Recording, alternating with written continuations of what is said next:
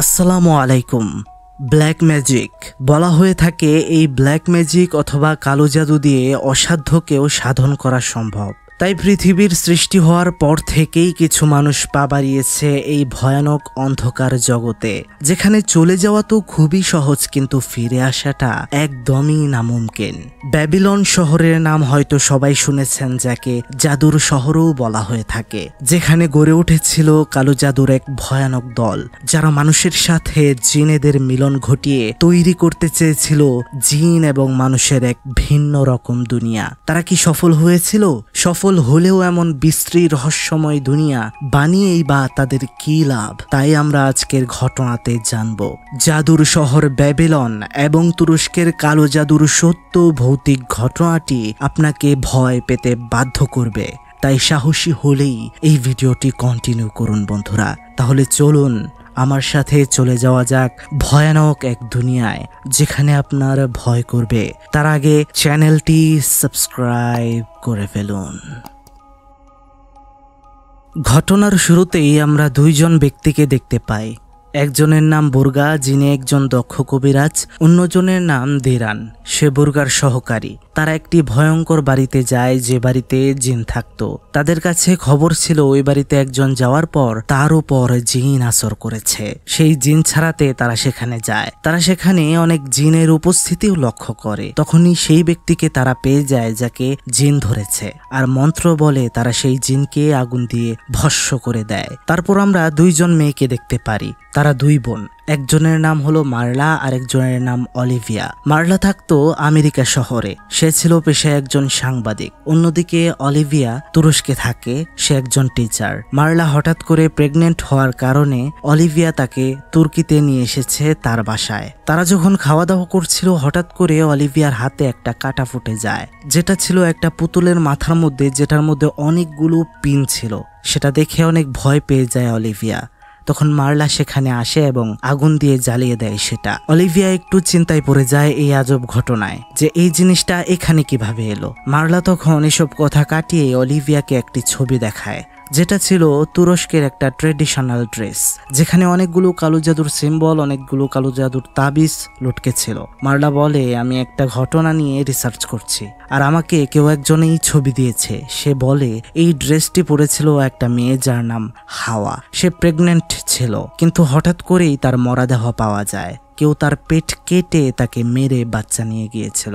যেখানে এই ঘটনাটি ঘটেছিল সেখানের লোকেরা বলে এই ড্রেসটি যে পরে থাকে তাকে খারাপ জিন ধরতে পারে না। কিন্তু মার্লার মনে হচ্ছে তাকে এই ড্রেসটা পরতে বলা হচ্ছে, হয়তো তার বিপদ এই কারণে।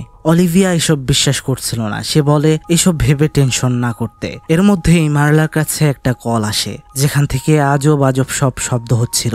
বোঝাই যাচ্ছিল এটা কোনো সাধারণ কল না। হঠাৎ করে কলটা কেটে যায়। তারা এত কিছু না ভেবে খাবার দাবার খেতে বসে। রাতের খাবার শেষে অলিভিয়া বাড়ির আশেপাশে একটু হাঁটাচলা করছিল, আর আমরা দেখতে পাই মার্লা উপরের জানালা থেকে অবাক হয়ে অলিভিয়াকে দেখছিল। সে তাদের দুই বোনের ছোটবেলার ছবিও দেখছিল, যেটা দেখে সে অনেক ইমোশনাল হয়ে পড়ছিল। এখানে আমরা বুঝতে পারি সে কিছু লুকাচ্ছে। রাতে ঘুমানোর পর ঘরে একটা আয়না হঠাৎ করে ভেঙে যায়। এই শব্দে মার্লার ঘুম ভেঙে যায়। অন্য ঘর থেকে তখন অদ্ভুত সব আওয়াজ আসছিল।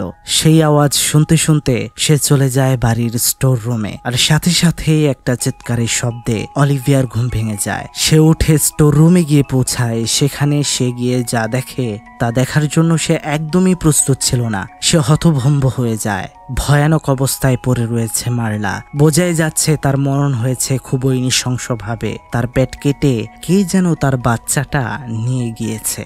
অর্থাৎ একটু আগে যে তার বোন, যে হাওয়া নামের মেয়েটির ঘটনাটি তাকে শুনিয়েছিল, তার সাথেও তাই হলো। পরের দিন বাসায় পুলিশ আসে এবং তদন্ত শুরু করে। পুলিশ অফিসারকে অলিভিয়া বলছিল তার বোন মারা যাওয়ার আগে একটা ঘটনা শুনিয়েছিল তাকে। সেই ঘটনার মতোই তার বোনেরও মরণ হয়েছে। তখন পুলিশ অফিসারটা বলে ওঠে যে হাওয়া মেয়েটার ঘটনাটি তোমার বোন শুনিয়েছিল সেই মেয়েটার হত্যাকাণ্ডের কেসটা এখনো চলমান, সেটার সমাধান এখনো করা হয়নি। অলিভিয়া তখন বলছিল তার মনে হচ্ছে সেই মেয়ে হাওয়া এবং তার বোনের মরার সাথে একটা যোগসূত্র রয়েছে। পুলিশ অফিসার বলছিল এটা কোনোভাবেই সম্ভব না, কারণ সেই মেয়েটি মারা গিয়েছিল আরো বহু বছর আগে, সেই ঘটনার সাথে এটার যোগসূত্র কোনোভাবেই হতে পারে না। তখন পুলিশ অফিসার বলে তার মনে হয় মার্লার স্বামী খালিদ প্রতিশোধ নিতে মার্লাকে মেরেছে, কারণ তাদের দুজনের মধ্যে কিছুদিন আগে থেকেই ঝামেলা ছিল, যার জন্য তাদের ডিভোর্স হয়ে গিয়েছিল। এখন পোস্টমর্টমের পরেই জানা যাবে কিভাবে কি হলো। তখন আমরা দেখতে পাই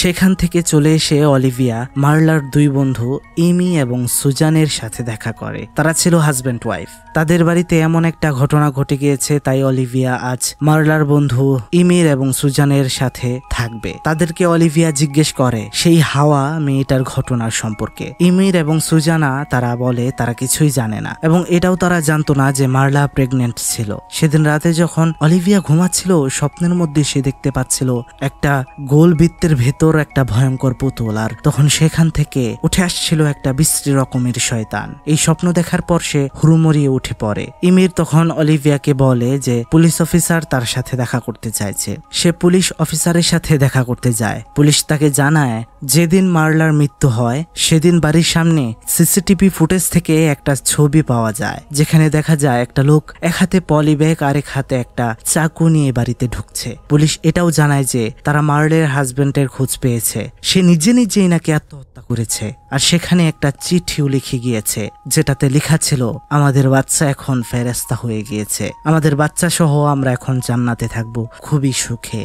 পুলিশ আরো বলে যে তারা এখন মার্লার নখের ভেতর থাকা চামড়ার সাথে তার হাজবেন্ডের শরীরের চামড়া মিলিয়ে দেখবে। যদি ম্যাচ হয় তাহলে বোঝা যাবে মার্লাকে তার হাজবেন্ডই মেরেছে, আর যদি ম্যাচ না হয় তাহলে অন্য কোনো রাস্তা বের করতে হবে। কিন্তু এখানে অলিভিয়া বলছিল হাওয়া আর মার্লার মৃত্যুর ঘটনা এক হতে পারে, কারণ তাদের মৃত্যুর ধরন একই। তখন পুলিশ বলে হয়তো হাওয়ার ঘটনাটা মার্লার হাজবেন্ড জানতো, তাই সে মার্লাকেও এভাবে মেরেছে। কিন্তু অলিভিয়া এটা মানতে নারাজ ছিল।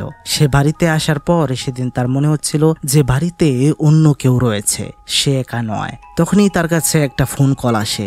উপাস থেকে ভয়ঙ্কর শব্দ হচ্ছিল, কেউ ভয়ঙ্কর কণ্ঠে কিছু একটা বলছিল কিন্তু বোঝা যাচ্ছিল না। এর পরের দিন অলিভিয়ার কাছে একটা পার্সেল আসে, কিন্তু যে ডেলিভারি ম্যানটা ছিল সেখানে তার মুখটা খুবই রহস্যজনক ছিল। সেটা চেয়েই ছিল অলিভিয়ার দিকে। অলিভিয়া যখন পার্সেলটা খুলে সেখানে একটা ভিডিও টেপ ছিল।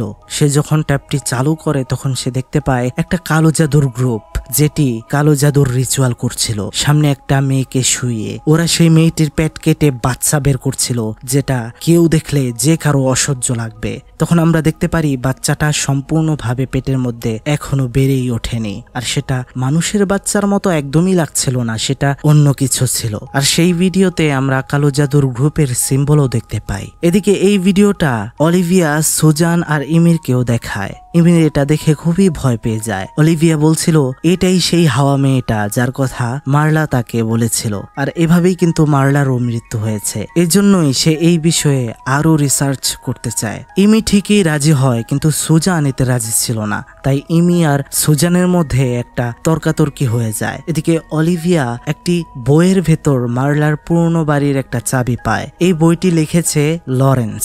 সে কে, তার এই ঘটনার মধ্যে কতটা প্রভাব রয়েছে তা আমরা ভিডিওর শেষের দিকেই জানতে পারবো। তারা যখন মার্লার পুরনো বাড়িতে যায় সেখানে ঢুকতেই তারা সেই কালো জাদুর সিম্বলটা দেখতে পায়, যেটা তারা দেখতে পেরেছিল সেই কালো জাদুর গ্রুপের ভিডিওতে। তারা ঘরের ভিতরে প্রবেশ করে। তারা অবাক হয়ে যায়, কারণ ঘরের ভিতরে সম্পূর্ণটা ভরা ছিল কালো জাদুর জিনিসপত্রে। তারা সেখানে একটা বস্তার পোটলা পায়, যেটার উপর মার্লার নাম আর তার সাথে তার ডেট অফ বার্থও লেখা ছিল। তখন সেখানে ভয়ানক কিছু ঘটনা ঘটতে শুরু করে, আর তারা বেশি দেরি না করে সেখান থেকে সেই পোটলাটা নিয়ে চলে আসে। তারা সেই পোটলাটা বাড়িতে এসে খুলতেই সেখান থেকে বেরিয়ে আসে ভয়ানক ভয়ানক কিছু মাথার খুলি, তার সাথে মাংসের পিণ্ড, যেগুলোতে অনেক অনেক পিন ঢোকানো ছিল। এগুলো এমন ভাবে পচে গিয়েছিল যে ভীষণ গন্ধ বের হয়ে আসছিল।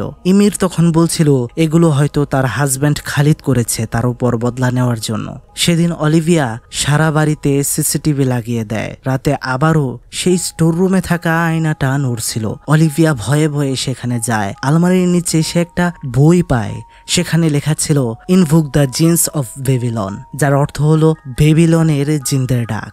সেই বইয়ের মধ্যে হাওয়া মেয়েটের সাথে ঘটা ঘটনা আর সেই গ্রামের ব্যাপারেও লেখা ছিল, যে গ্রামের নাম ছিল দেরিনকুইউ। এই ঘটনার রহস্য উদ্ঘাটন করার জন্য তারা তিনজন সেই গ্রামের উদ্দেশ্যে রওনা দেয়, অর্থাৎ দেরিনকুইউ গ্রামের উদ্দেশ্যে। তারা ব্যাবিলনে গিয়ে পৌঁছায়। তারা ঠিক জানতো না সেই গ্রামটা কোথায় অবস্থিত, তাই তারা মানুষের কাছে গিয়ে জিজ্ঞেস করে যাচ্ছিল যে গ্রামটা কোথায়। তারা একটা মহিলাকে সেই গ্রামটার কথা জিজ্ঞেস করে। সেই মহিলাটি তাদেরকে বলে সামনে একটা পাহাড় রয়েছে, সেই পাহাড়ের পরেই সেই গ্রাম। তখন সেখানে কিছু লোক আসে আর তাদেরকে তাড়িয়ে দেয়। কেউ যেন এই বিষয়ে আলাপই করতে চাইছিল না। তারা একটু সামনে যেতেই আরেকটি লোককে দেখতে পায়। সেই লোককেও তখন তারা সেই গ্রামের বিষয়ে জিজ্ঞেস করে। তখন সেই লোকটি বলে সেই গ্রামে তো এখন আর কেউ থাকে না, আর হাওয়া মেয়েটার ঘটনা অনেক আগের। এটা নিয়ে আমার থেকে ভালো জানে আব্দুর রহিম। সেই লোকটি তার নাতিকে দিয়ে তাদের তিনজনকে আব্দুর রহিমের বাড়িতে পাঠায়। তারা সেখানে যাওয়ার পর আব্দুর রহিম তাদের সব কথা শোনে।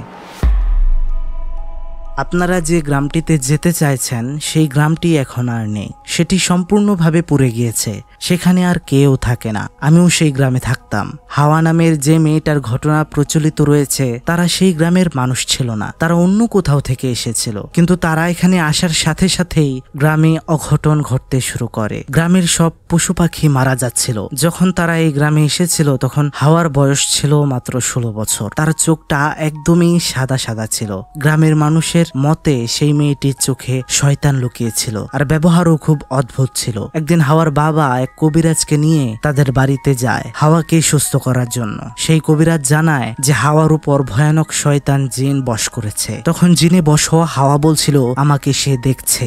হাওয়া যে প্রেগনেন্ট ছিল এটা কিন্তু জিনের দ্বারাই গর্ভবতী হয়েছিল, আর সেই জিন সেই বাচ্চাটিকে নেওয়ার জন্যই মূলত এখনো পর্যন্ত হাওয়াকে জিন বশ করে রেখেছিল। তখনই সেই বাড়িতে গ্রামের লোকেরা অ্যাটাক করে দেয়, কারণ তারা চাইছিল না এই হাওয়া মেয়েটা এবং তার পরিবারের জন্য গ্রামের কোনো ক্ষতি হোক। তখনই আমরা দেখতে পাই হাওয়ার ভেতরে থাকা জিন খেপে যায়। পরিবেশ হতে থাকে অনেক ভয়ানক, আর সেই বাড়িটি ভেঙে পড়তে থাকে। এরপর সেখান থেকে মৃত হওয়া লাশটা উদ্ধার হয় হাওয়ার। আজব বিষয় হলো তারও পেটটা কাটা ছিল, মনে হচ্ছিল কেউ তার বাচ্চা নিয়ে গিয়েছে। এসব কথা বলার পরপরই আব্দুর রহিমের মেয়ে কোন এক জিনের ধারা পজেস হয়ে যায়। এদিকে অলিভিয়া তার বোনের মৃত্যুর রহস্য বের করতে না পারায় খুবই ভেঙে পড়েছিল। তখন ইমির তাকে কোম্পানি দিচ্ছিল, কিন্তু আমরা দেখতে পাই তবু সোজান ইমির প্রতি রাগ করছিল না। আর কেন রাগ হচ্ছিল না তা আমরা পরেই জানতে পারবো। সেদিন রাতে যখন অলিভিয়া ঘুমাচ্ছিল তখন সে আরো একটি ভয়ঙ্কর স্বপ্ন দেখে। সে দেখতে পারছিল সে একটা ভয়ঙ্কর কিছু একটার জন্ম দিয়েছে, যেটা অর্ধেক মানুষ আর অর্ধেক অন্যরকম কিছু ছিল। সে ভয় পেয়ে গিয়েছিল। ঘুম ভাঙার পরেই স্টোররুম থেকে শব্দ আসা শুরু করে। সেখানে সে যাওয়ার পর একটা লোককে দেখতে পায় যার নাম লরেন্স। সে এখানে কোথা থেকে এলো? বন্ধুরা মনে আছে একটা বইয়ের ভেতর অলিভিয়া মার্লার আগের বাড়ির চাবি পেয়েছিল? আমি কিন্তু বলেছিলাম যে সেই বইয়ের লেখক হচ্ছে লরেন্স, আর এটাই হলো সেই লরেন্স। তার থেকে আমরা জানতে পারি তার কাছেও মার্লার বাড়ির একটি চাবি ছিল, কারণ সে ছিল মার্লার অনেক ভালো বন্ধু। লরেন্স বলছিল আমি চেয়েছিলাম মার্লাকে বাঁচাতে কিন্তু পারিনি, কিন্তু আমি চাই তোমার সাথে কোনো ক্ষতি যেন না হয়। তোমার এখনই এই বাড়ি থেকে বের হয়ে যাওয়া দরকার। এখানে থাকা উচিত হবে না। তুমি তোমার বন্ধুদের বাড়িতে থাকলেই ভালো হবে। আমরা দেখতে পাচ্ছিলাম সেই বাড়ি থেকে যখন লরেন্স বের হয়ে যায় তখন তার উপর একটা ভয়ঙ্কর জিন অ্যাটাক করে। সে কোনো রকমই সেখান থেকে বাঁচে। তখন তার কাছে একটা কল আসে যেখান থেকে বলা হচ্ছিল তুমি অনেক বেশি করে ফেলছো, যেটা করে তুমি মোটেও ঠিক করছো না, নিজের বিপদ ডেকে আনছো। আর আমরা এখানে বুঝতে পারি যে এই কলটা তাকে করেছিল সেই কালো জাদুর গ্রুপেরই কেউ একজন। সেদিন আমরা দেখতে পারি লরেন্সের কথাতে অলিভিয়া সুজান আর ইমির বাড়িতে চলে গিয়েছে, আর সেখানে সুজান অলিভিয়ার উপর অ্যাটাক করে দেয়। সুজান যে জিনের কোনো কিছুর দ্বারা পজেস ছিল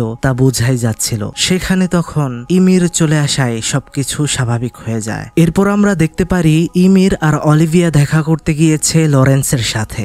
লরেন্স বলছিল মার্লাকে তার স্বামী মারেনি। তখন সে ম্যাজি নামের একটি ঘটনা অলিভিয়া আর ইমিরকে জানায়। সে বলে এই লোকটার নাম হচ্ছে বেরান, সে জার্মানিতে বসবাস করত।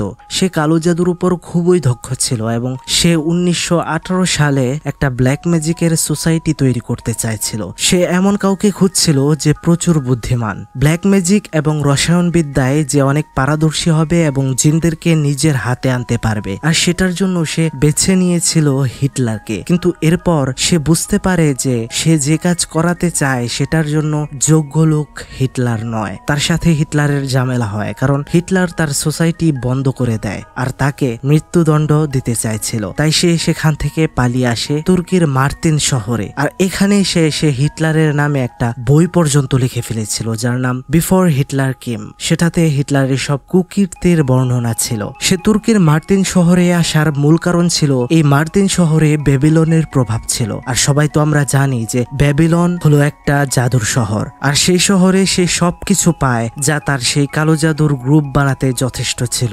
বেরান সেখানে কালো জাদুর গ্রুপ বানায়। পৃথিবীর বিখ্যাত সব জাদুকর এসে সেই গ্রুপে যোগ দেয় আর তৈরি করে জিনেদের জগতের যাওয়ার 7টি দরজা, যেটা দিয়ে জিনের জগতে যাওয়া যেত, যার নাম ইয়ানজের। বেরান তার গ্রুপের জন্য একটা শক্তিশালী সিম্বল তৈরি করে, যেটা দিয়ে সে ব্যাবিলনের জিনদেরকে কন্ট্রোল করতে পারত। কালো জাদু করতে করতে, শক্তি হাসিল করতে করতে বেরান এমন একটা সময় গিয়ে পৌঁছায় যখন সে মনে করে সে জিন এবং মানুষের চাইতেও শক্তিশালী কোনো একটা জাতি তৈরি করবে, যে জাতির নাম সে ম্যাজি দিয়েছিল। ম্যাজি শব্দটি এসেছে ম্যাজিক শব্দের এখান থেকে। আর তারা সেই জাতি তৈরি করার জন্য জিন আর মানুষের মধ্যে মিলন ঘটায়। তখন মানুষের পেটে আসে নতুন এক বাচ্চা, যেটা অর্ধেক মানুষ আর অর্ধেক জিন থাকে, যাকেই মূলত ম্যাজি জাতি বলা হয়। জিনের সাথে মানুষের মিলন ঘটানোর জন্য সেই কালো জাদুর গ্রুপের লোকেরা এমন মেয়েদেরকে খুঁজত যাদের কালো জাদুর প্রতি একটা আলাদা ধরনের টান রয়েছে অথবা বিশ্বাস রয়েছে।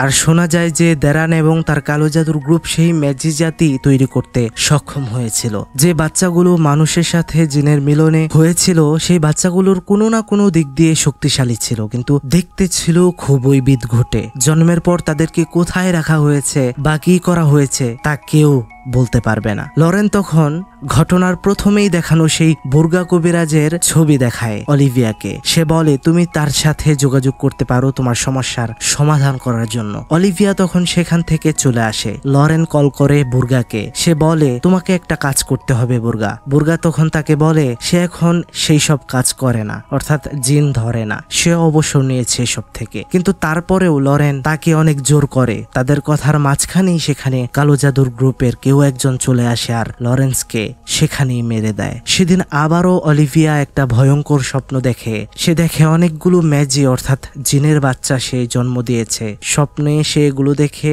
অনেক হতভম্ব হয়ে যায়। তখন তাকে ইমির এসে সামলায়। আর তারা বাড়িতে যেগুলো সিসিটিভি লাগিয়েছিল এইসবের কোনোটির মধ্যেই কিছু ধরা পড়ছিল না। অলিভিয়া তখন অনেক ইমোশনাল হয়ে পড়ে, কারণ সে এইসবের কোনো কিছুই সমাধান করতে পারছিল না। সে বুঝতেই পারছিল না তার বোনের আসল মৃত্যু কেন হয়েছে। সেই সময় ইমি তার অনেক কাছে চলে যায় আর তখনই তাদের দুজনের মধ্যে হারাম সম্পর্ক হয়ে যায়, মানে ইন্টিমেট হয়ে যায় তারা দুজনেই। সবকিছু হয়ে যাওয়ার পর রুম থেকে বের হয়ে যায় এমির। হঠাৎ করেই আমরা সেখানে দেখতে পারি অলিভিয়াকে কোনো একটা ভয়ঙ্কর এন্টিটি সেখান থেকে নিয়ে যাচ্ছে। তাকে নিয়ে যাওয়া হয় স্টোর রুমে। তার চিৎকার শুনে সেখানে ইমির চলে যায়। সেখানে শয়তান জিন তাদেরকে অনেক ভয় দেখাচ্ছিল। কোনো রকমে সেদিন রাত চলে যাওয়ার পর এর পরের দিন তাদের সাথে দেখা করতে আসে বুর্গা আর তার সহকর্মী দেরিন। বুর্গা বলছিল অলিভিয়াকে তোমাকে সাবধানে থাকতে হবে। অলিভিয়া তখন তার বোনের বাড়ি থেকে সেই কালো জাদুর জিনিসপত্রগুলো এনে বুর্গাকে দেখায়। বুর্গা কবিরাজ তখন সূরা তেলাওয়াত করে পবিত্র পানি ছিটিয়ে দেয় সেই জিনিসগুলোর উপর। তখন সেখান থেকে আমরা দেখতে পারি ধোঁয়া উঠতে শুরু করে। সে চলে যায় স্টোর রুমে আয়নার কাছে, যেখানে অদ্ভুত শব্দ হতো আর আয়না নড়াচড়া করত। সেটা খুলে সেখানে সে দেখতে পায় সেই কালো জাদুর গ্রুপের সিম্বল আঁকা। এখানেই বন্ধুরা মারলার মৃত্যুর একটা বড় রহস্য উদ্ঘাটন হয়। আমরা এখানে জানতে পারি মারলাও ছিল সেই কালো জাদুর গ্রুপেরই একজন সদস্য। সে জিনের সাথে মিলন করার কারণেই তার পেটে বাচ্চা এসেছিল। আর যেই জিনের সাথে সে হারাম সম্পর্ক করেছিল সেই জিনকেই সে বন্দি করে রেখেছিল এই আলমারির ভেতর। এজন্যই মূলত এতদিন এই আয়না নড়াচড়া করছিল। মারলা জানতো যে তার মৃত্যু হবে সেই হাওয়া নামের মেয়েটির মতোই। তারপরেও সে এই কালো জাদুর গ্রুপের সাথে যুক্ত হয়, কিন্তু কেন তা জানার জন্য বুর্গা এবং তার সহকর্মী দুজন একটা বৃত্ত এঁকে একটা রিচুয়ালের আরম্ভ করে, যেখানে ডেরিনকে সেই কালো জাদুর জিনিসপত্রের সামনে বসিয়ে দেওয়া হয় আর তার উপর একটা কাপড় দিয়ে বুর্গা সেই জিনকে ডেরিনের ভেতর ডেকে আনে যে জিনের সাথে মারলা মিলন করেছিল।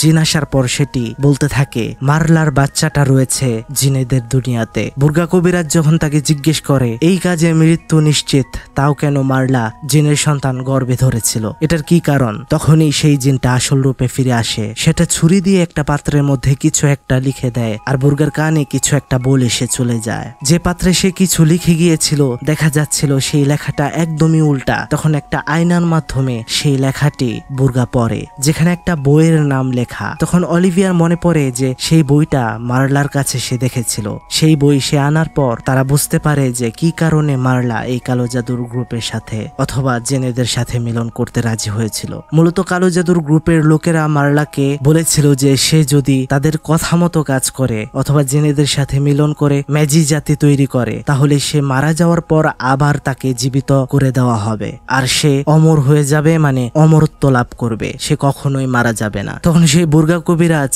বইয়ের দিকে অলিভিয়াকে দেখতে বলে আর বলে তুমি কি দেখতে পাচ্ছ এখানে? অলিভিয়া বলে আমি এখানে পবিত্র জিনিস দেখতে পাচ্ছি। তখন বুর্গা সেই বইটা ইমির দিকেও ধরে আর বলে তুমি এখানে কি দেখতে পাচ্ছ? তখন আমরা দেখতে পাই ইমির কিছুই দেখতে পাচ্ছে না সেখানে। সে দেখার জন্য তার এক চোখ বন্ধ করে। তখনই বুর্গা সাথে সাথেই পবিত্র একটা ছুরি দিয়ে ইমিরকে মেরে দেয় আর সাথে সাথে ইমিরের মুখ থেকে কালো ধোঁয়া বের হতে থাকে আর সবাই দেখতে পায় তার পিঠে একটা চিহ্ন ছিল যেটা ছিল কালো জাদুর গ্রুপের। এতে বোঝা যায় ইমিরও কালো জাদুর গ্রুপের মেম্বার ছিল। যাই হোক, তারা তখন চলে আসে ঘটনার শুরুতে দেখানো সেই বাড়িতে। বুর্গাকে অলিভিয়া সেই সিডি প্লে করে দেখায় যেটা তার কাছে পার্সেল হিসেবে এসেছিল। এসব দেখে বুর্গা বলে তোমাকে বোকা বানানো হয়েছে, এগুলো আসল নয়। মূলত ইমির আর মারলা মিলেই এই নাটক সাজিয়েছিল যাতে অলিভিয়াকেও তারা সেই গ্রুপের মেম্বার বানাতে পারে। তখন কবিরাজ অলিভিয়াকে জিজ্ঞেস করে কখনো কি তোমার হাতে কোনো কিছু ফুটেছিল? তখন অলিভিয়ার মনে পড়ে যায় প্রথম দিন যখন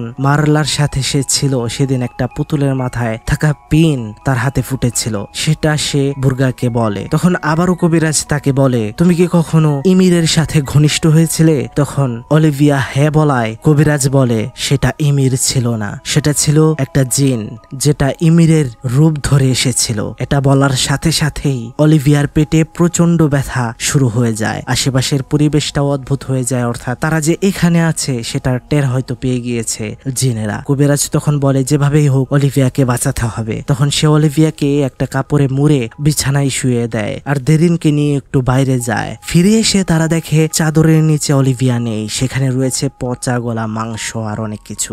অলিভিয়া পাশেই নিচে বসেছিল কিন্তু সে কোনো সারা শব্দ করছিল না। এতে কবিরাজ বুঝে যায় যে অলিভিয়া এখানে থাকলেও তার আত্মা চলে গিয়েছে, অর্থাৎ রূহ চলে গিয়েছে জিনেদের জগতে। তখন কবিরাজ বলে সে যেভাবেই হোক জিনেদের জগৎ থেকে অলিভিয়াকে ফিরিয়ে আনবে। তারা একটা রক্তের বৃত্ত আঁকে, সেখানে একটা বস্তার ভেতর অলিভিয়াকে আর একটা বস্তার ভেতর কবিরাজ নিজে বসে বাহির থেকে দিরেন মন্ত্র পড়তে থাকে। তখনই কবিরাজ চলে যায় সেই জিনেদের দুনিয়ায়। সেখানে যাওয়ার পর শয়তান তাকে বলতে থাকে এখান থেকে চলে যা, এখানে তোর স্রষ্টা তোকে সাহায্য করতে পারবে না। কবিরাজ তখন বলছিল স্রষ্টা সবখানেই বিদ্যমান, অলিভিয়াকে ছেড়ে দে নয়তো তোকে ভস্য করে দেব।